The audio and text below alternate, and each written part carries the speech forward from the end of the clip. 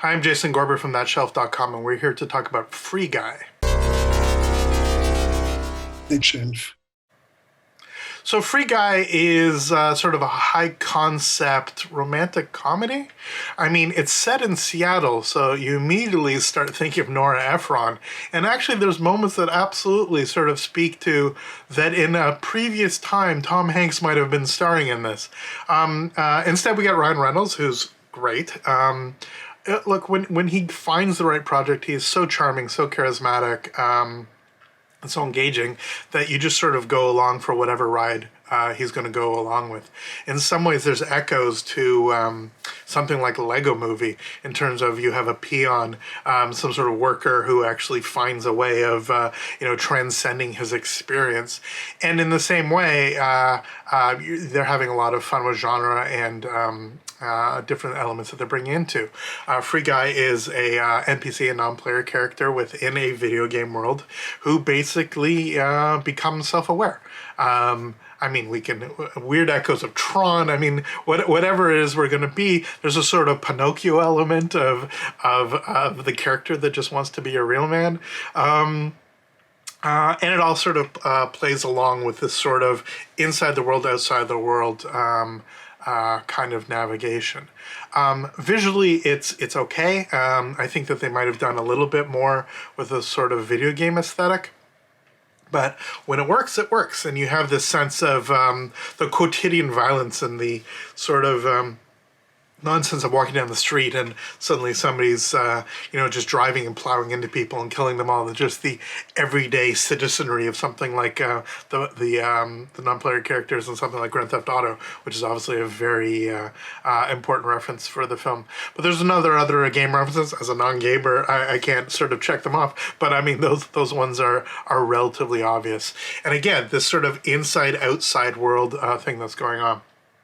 The central sort of dynamic is that you have a couple young programmers, idealistic, that have created this AI world, this utopic AI world, and it becomes assumed into this consumerist video game.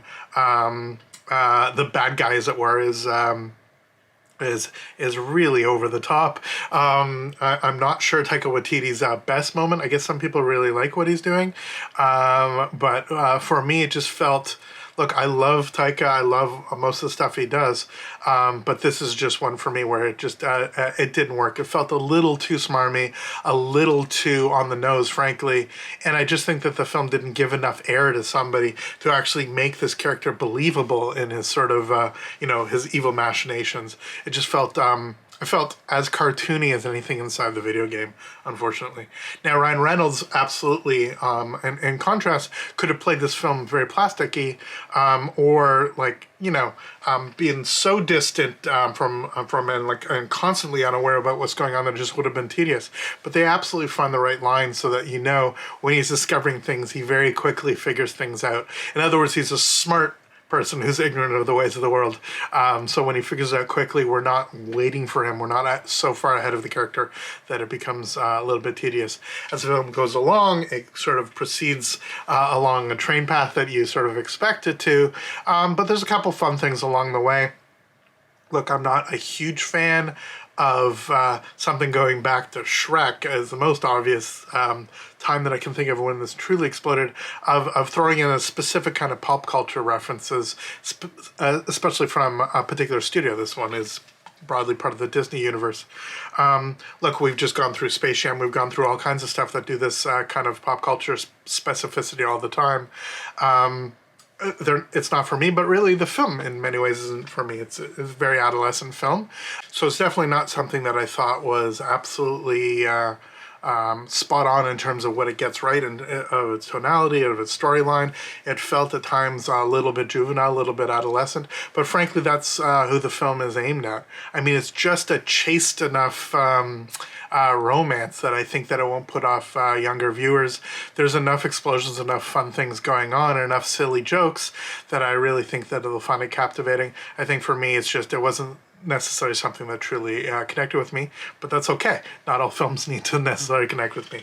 So I think it's pretty good. I think Reynolds in particular is very, very strong, and the rest of it is just, a lot of bombastic fun. So Free Guy, worth your time, probably. Check it out. May not be the grandest, most explosioniest film of the summer, but it certainly is decent enough for you to check out. For thatshelf.com, I'm Jason Gorber. Thanks so much for watching, and we will see you next video.